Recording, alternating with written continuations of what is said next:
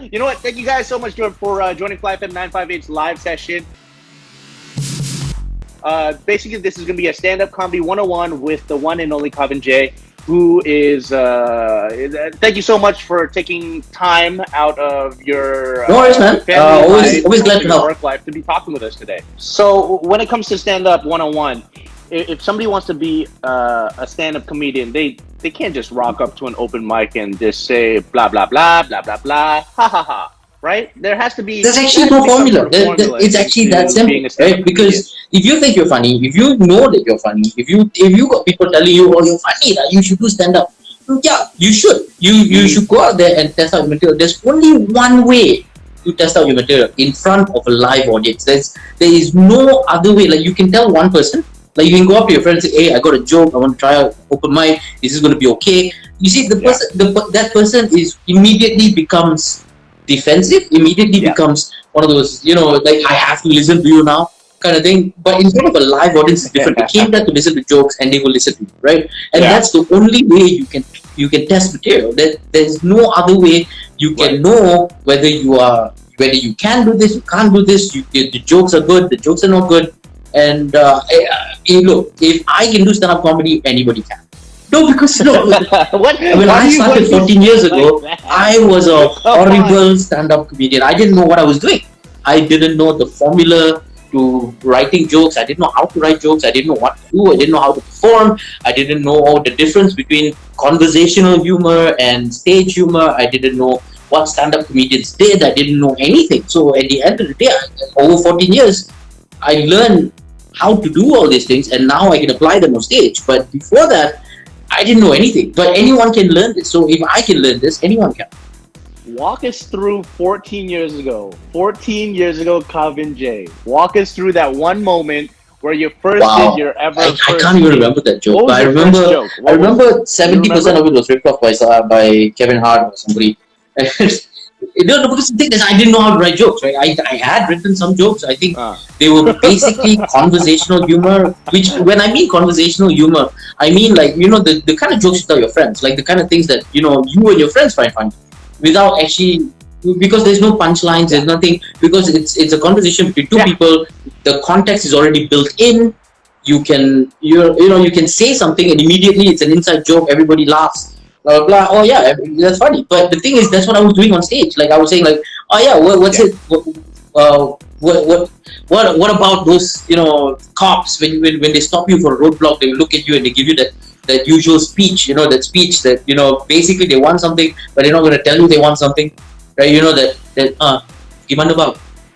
And that was the joke. Like that was the joke, and I didn't realize that I had to build the situation for them. I had to build the emotions for them. I had to build the fact that I would, the story, the whole story. Like I had to build a context. I have to build why I was there, and then this cop came in, and then what the conversation was about, and why, and then the fact that it turned into the fact that, oh, this guy is asking for something, but not quite asking for it.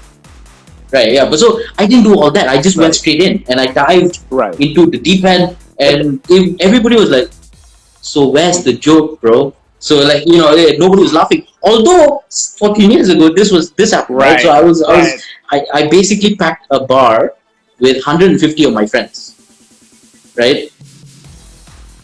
And I could see it in their eyes. They were like, "Oh my god, what is he doing?" Okay. Right? But outside, they were like, pity laughs. Like the saddest thing you can no. get is pity laughs, right? Because people are like, ha ha ha ha, Yeah. ha, ha. Then they look at their friend like, "Oh my god, what is happening?"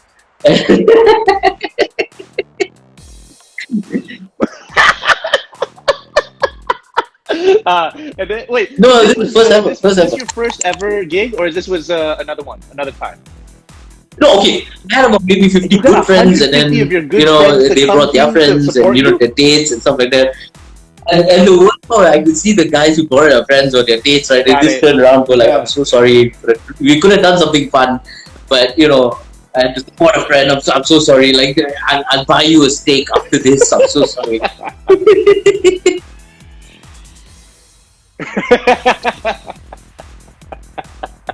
So like, Did you think that it was actually a good night, or it was just like a turning point where you're like, oh, you know Oh what, yeah, that no, was of course. that was a lesson, I and honestly this thought is after something that that we night, should I improve thought on. that's it. That I'm not doing comedy again because clearly I'm not good at it.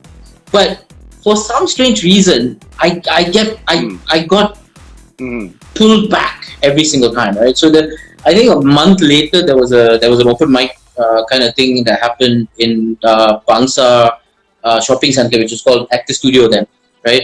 And yeah, so they had an open mic thing, and someone sent me the WhatsApp Right, and said, "Hey, you should go for this." And I'm like, "But I sucked." And then they were like, "Hey, just go try again." right. So and I did, and I did slightly better. It's something that you if you believe in yourself and you keep doing it more and more, it's kind Yes, of yes. like No, the thing is, you'll get look, better sense at of it humor cannot be within taught. time. But however, the science of comedy can easily be taught. So you know the science. It's just that everybody has a sense of humor. It's kind Right. of like singers would tell you everybody can sing. It's just that whether they have Yeah. to train their vocal cords and trust their pitch, right? In the same way, in stand-up comedy, everybody has a sense of humor. But the only problem is you got to Right, train right. it. It's a muscle. You got to work it. It gets stronger. Hmm. But like I had my first taste of comedy Yes. when we did the comedy Crack House comedy show, the open mic session every Wednesday. We did it for the first time last year, and I was so nervous because you better get your together, otherwise, they might like boo you or something. So we were all like, oh my god, we got to do this. But I must say, when I was Yeah, there about 4 for minutes. Yeah. what is it, 3 or 4 minutes on stage, about 4 minutes, I think. That was like a Yeah. some sort of drug, you get this rush, a surge of rush of just like pleasing every single 30 or 40 people in the room. And when you hear that laughter, you're just like, wow, they really like me. You get that rush. That's what I can relate to when it comes to comedy. I can see why comedians are doing it, because comedians don't make that much money, and when people say they want to pursue comedy, it's because it's their passion. Yeah. I mean, it's one of those things where it's kind of like going on a roller coaster, right? You're really scared at first, and then you go through the roller coaster, you get through the adrenaline rush, and you realize that it's a lot of fun. It's a lot of chemicals in your body going off the charts, and you go like, yes, I want that again, and then you go back and go for that roller coaster ride again. But it's still scary. Don't get me wrong, it's still scary. Yeah, it is. Absolutely. I mean, even for example, like you mentioned Kevin Hart just now. Probably, Kevin Hart is the number one world's most paid comedian, selling out arenas and stuff like that. He's mentioned multiple times that even though when he's going to these big arenas, even though it's going to be his like thousandth time, I still get the 14 years on. Whenever I go on stage, right? I still get scared. Like if I don't get scared, if I'm not nervous, probably is because I don't really care for the gig, right?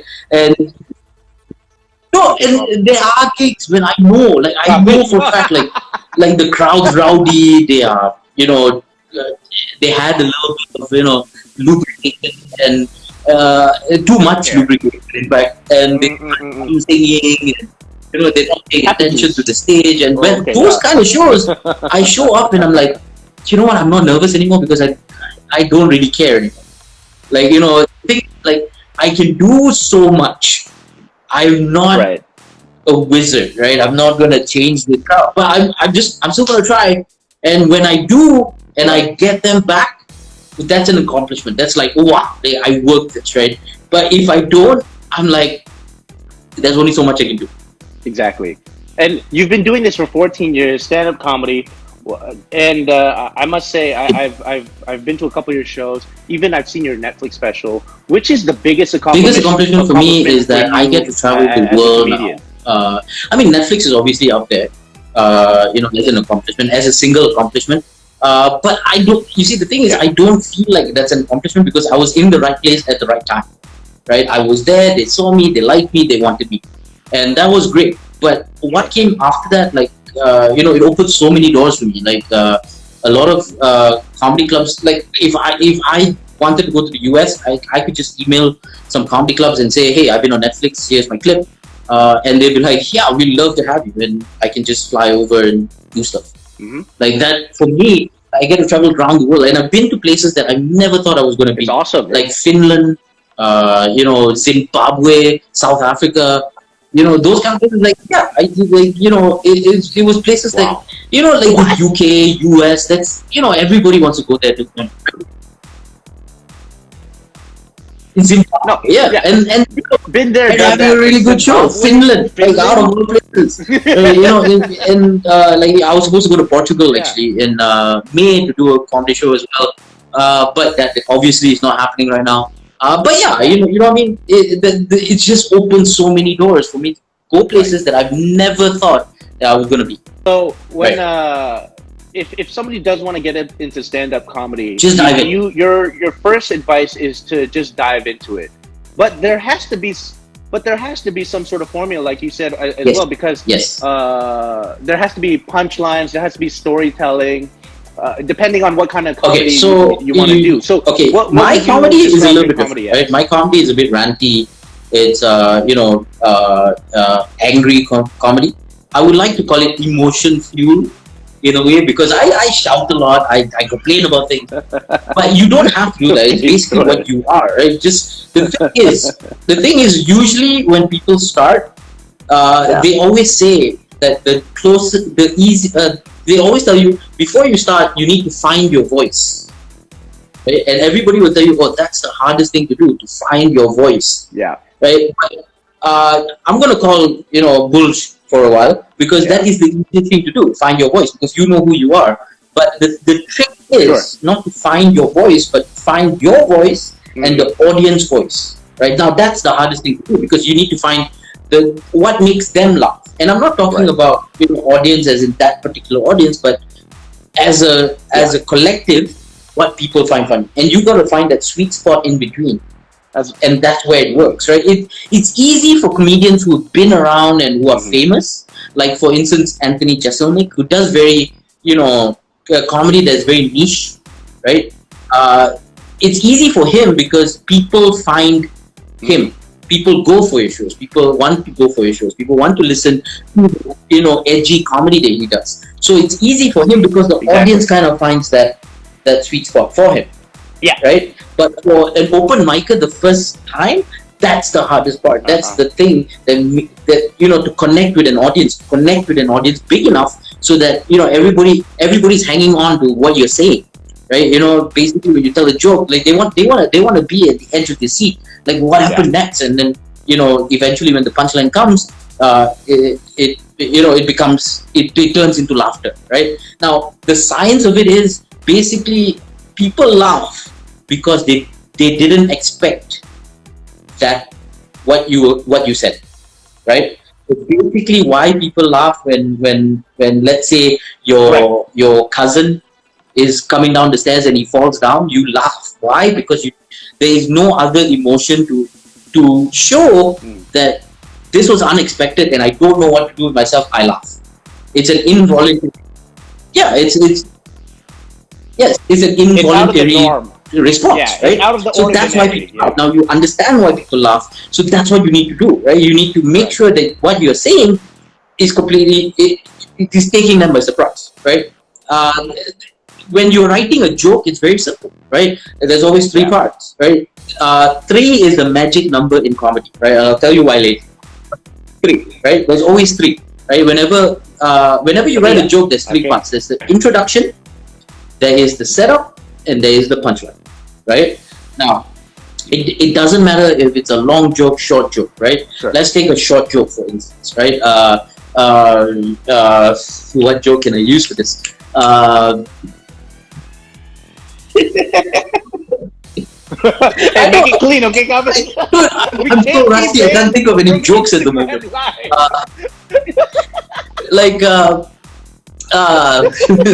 All my jokes are long, I can't think of a short one.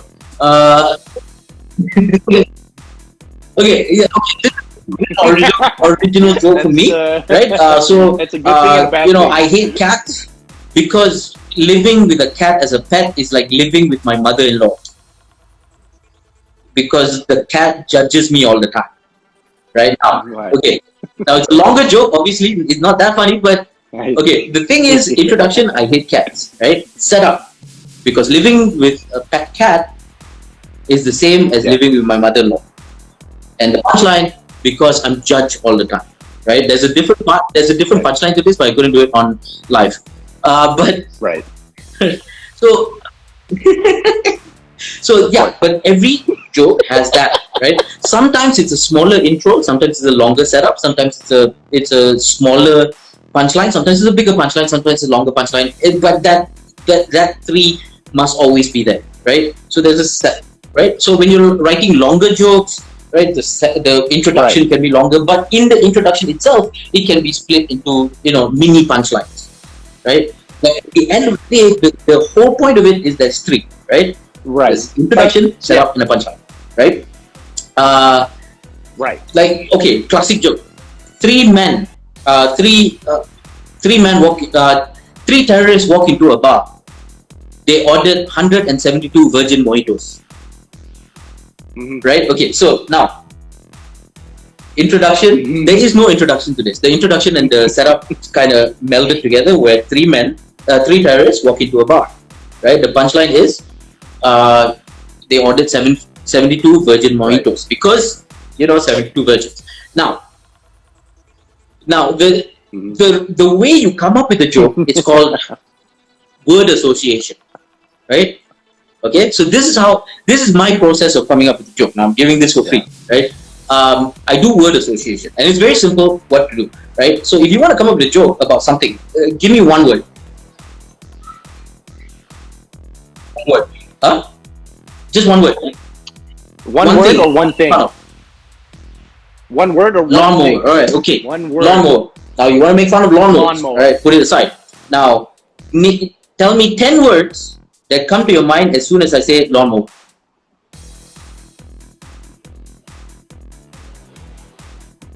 Grass. Okay. Hispanic. Overalls, okay. Overalls. Hat. Okay. Okay. Sunny, because you can't mow the grass, in the rain. Okay. All right. So you come up with 10, right? Now for shoes, each of those words, you come up with trees. 10 words, right? Yeah. In association. Now grass, 10 words. Right. Yeah, grass. Okay. Grass. Okay. Blade. Uh-huh. It's green. There's a lot of Okay. it. Field. There's an abundance of it.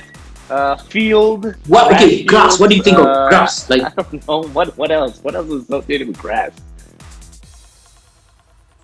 okay. All I know is no problem. it's green and cows eat it. Okay. Another word I would find with grass is hair, right? Because it looks like hair for the lawn, right? So I would take 3 words, right? One from this column, one from this column, and one from this column, right? Lawnmowers, right? So basically, after the MCO, my beard is going to grow so long that I need a lawnmower to cut. So yeah, so that's how you make that. So the thing is, there you go. Yeah. Okay. the word association. That's how you write jokes, right? So basically, what you did was the word association. you kind of have written 100 jokes, right? Because 1 to 10, 10 to 100, because each one 10 words, right? Mm-hmm. So you now what you need to do is work backwards to kind of make the connection, right? And it doesn't matter which words you use for which, right? So basically, you went from maybe hair or something else, maybe Hispanic. Right. You thought hair because mustache, right? Or whatever. But so you got from there to grass to lawnmower. Yeah. So how do you put this together? And you kind of work it out. So in a way, you'll get 100 jokes. Now, out of this 100 jokes, 99 will be shit, right? So 1 would be okay. So if you keep doing this, you get more and more jokes, and you get better and better, right? Because again, it's a muscle, so you kind of work your way back, and that's how you write jokes, and that's how you work. Writing jokes, you get this thing. And also, a lot of people would say like, oh, how do you get inspiration to write jokes? You don't get inspiration. You have to inspire yourself, right, to write. It's true. They were before we went to the comedy club, and before we had to do our session or whatever. That's exactly what the question was. It's like how do we become funny and how do we write jokes and stuff like that? And people are like, you know what? The best jokes are the ones Exactly. that are And the one that a lot of comes the from comedy your that I own do story. actually comes from true real life stories Yeah. that actually Or- happened to me. And basically, with stories like that, it's very simple to actually kind of make it into stand up comedy stories. Now, the thing is, I know the magic number is 3, but in this one there's 5, right? Okay, so if you're writing a story, you need an introduction, obviously, Okay. right? And then you need a explanation. Okay, you need to explain context and stuff like that, right? And then there is the conflict.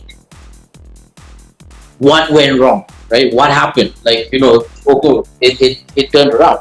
And then there is a resolution, and then there is kind of conclusion. So there's 5, right? The punchline. Oh, conclusion. So when you're Okay. writing these 5 parts, in each part there is 5. All right.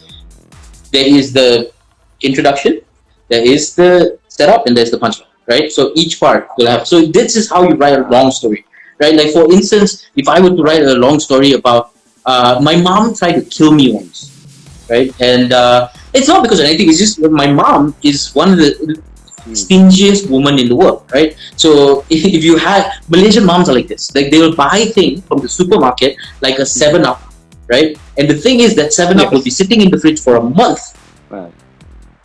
And if you drank that 7-Up, even a little, if you opened it, how dare you waste my Correct.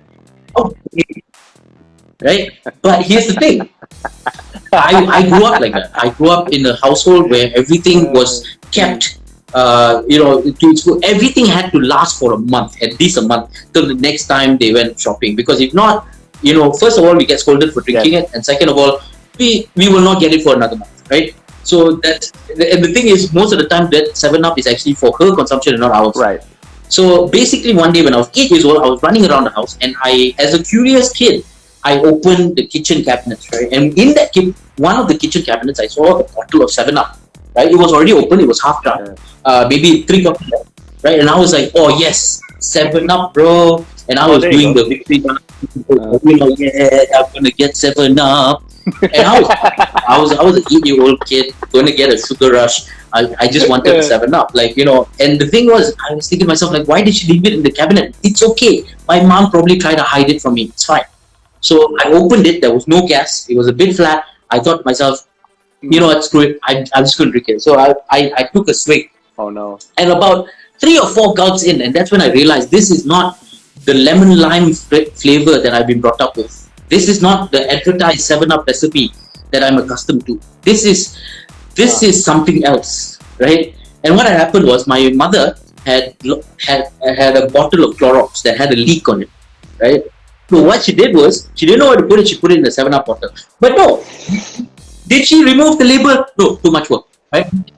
Right on it, do not drink. This is Clorox. No, too much work. Too much work for a Malaysian mother, right? So what she did, she left it there, and about me drinking it, and that's when I realized this is not 7-Up. I took, closed the bottle, put it back in. I panicked. I'm sweating. I didn't know what to do. Immediately started vomiting, like that. And the thing is, I was not scared that I was going to die. That was the least of my problem. My mother is going to find out that I drank this, and she's going to whoop my ass. Basically, that's what's going to happen, right? And the whole time, right, I'm praying to God that my mom will not come home. Okay? And she does. Yeah. No, screw that. The hospital. In fact, dying was the best solution at that point. The least of your worries. See, okay, this is another thing. I find this so hilarious because this is something that I can also relate to, because growing up, my mother did the same thing, at trying times when you don't have enough bottles or you don't have enough plasticware and stuff like that, you got to improvise, right? And sometimes you don't have a label maker running around in your house. So my mother would do the same thing. She would put in a detergent in Sprite bottles or Coke bottles and stuff like that. just to save money on plasticware and stuff. So when you tell me this kind of story, it's very relatable to me, and that's why when I think of comedy, I find some comedians not funny, and I find some comedians super funny because the ones that I can actually connect and relate to, Right. those are the ones. No, that I and find super the funny. only reason, the reason you relatable relate ones, to right? this is because, I mean, Yeah. first of all, we're both Asian, right? We both grew up in Malaysia. We had the Asian moms, right?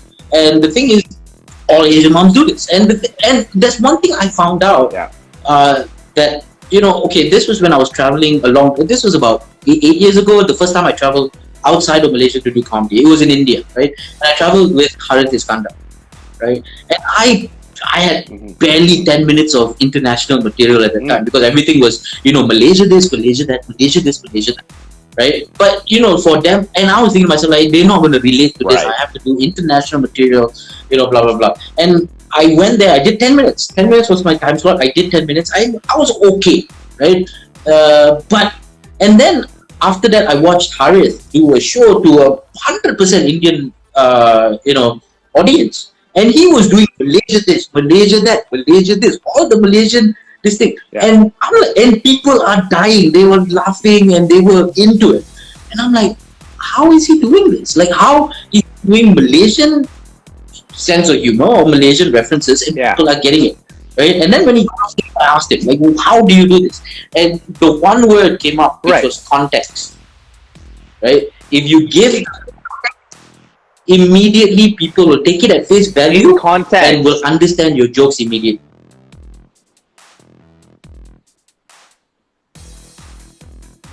Exactly. That's a very valuable life lesson. So basically, what he did was beforehand he did a joke, a little sly, little bit slip in there.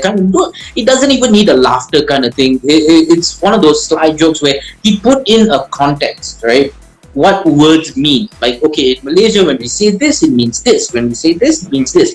Now, obviously, there is the classic formula of doing the three. Again, you do give 3 examples, right? 2 good ones and 1 out there, right? Yeah. So basically, that's the punchline. So everybody laughs at that. Like, for instance, if I wanted to talk about Malaysia's relationship with Singapore, right? The context joke would be, so Malaysia and Singapore, we have this rivalry. It's kind of like India and Pakistan. It's kind of like England and France. It's kind of like America and the rest of the world. Right. Right? So because clearly it was correct, and exaggerated. So the America and the rest of the world, everybody laughs, right? So, and then that kind of sets up like, oh, okay, I get it. They have a rivalry. So now whatever jokes I talk about Singapore, immediately they know, okay, he's Malaysian and he doesn't like Singapore. Yeah, so they take it as face value. That contextual joke doesn't have to be particularly true. It just needs to paint a picture for you. Like what you do on radio, basically. Context is very important, right? Yeah. Yes. Yeah. Absolutely. 100%, man. You know what? Just before we're about to leave or end this live session, do you have anything to say to any aspiring comedians out there? Because especially with MCO, especially with COVID-19 happening, right? A lot of people are gonna second guess their jobs. They might have to go into other things, If they want to be a comedian. The thing is, being a comedian is probably the easiest job you can get into. But let me reassure you that it's not the easiest job to do. Obviously, it's a lot of hard work. It's a lot of hustling, and it's a lot of working hard to get a little bit of money. At the beginning, it's gonna be a lot of work for nothing, right? It's gonna be a lot of work for a couple of drinks and a high five, and then you kind of work your way up to maybe getting paid a little bit of money to open or to feature, and then you get paid a little bit more money to headline, and then and the final step is kind of getting the corporate gigs, which kind of pay a lot more money. But at the end of the day, it takes about 4, 5, 6 years to get to that level, right? Nobody hits the ground running. Nobody first time perform an open mic immediately next day doing corporate shows. There's no such thing. There have been people doing it, but they fail miserably. So at the end of the day, there's no shortcut to this. it's the easiest thing to get into, but Exactly. it's also you have to pay your dues. If you want to be a doctor, you have to go to medical school, right? If you want to be an engineer, you have to go to engineering school. If you want to be a comedian, you have to go to open mics, Yeah. and you have to work and work and work until you become good enough to get out of open mics and do more, paid shows. Absolutely. Hey, thanks, man. Thanks for having me. Words of wisdom from Kavin Jay. Thank you so much for doing this live, man. Much appreciated. All right. Always a good time with you, brother. This Hopefully is a maybe very after difficult this, time for comedians, MCO, right? especially because, as you said, right, when you went on stage the first time, that whole crowd coming, giving you affirmation. I can't even say it anymore. That feeling, right? I don't get that anymore. I don't see people anymore. I don't get that, instant gratification anymore. I'm doing, live stuff. And it's weird, like, there's Kamil who said too serious. Yeah, it's a serious conversation, Kamil. And here's the thing, right? It's crazy. Like, it's one of those things where I'm losing my mind. Yeah. Like, all I want to do is get on stage again. Like, that's all I want to do. Like, I'm so rusty now. I think the next time I go on stage will be open mics, and then to kind of build up that game fitness. And then, probably a show. Yeah, I'm planning a tour, maybe October. Hopefully, we'll be okay by then. And yeah. Hopefully. Awesome, man. Yeah, definitely, man. You know what? If you do that tour, ring us up. We'd love to have you on the show. Cheers, bro. Bye. All right, man. Thank you so much, brother. Fly FM, today's hottest music.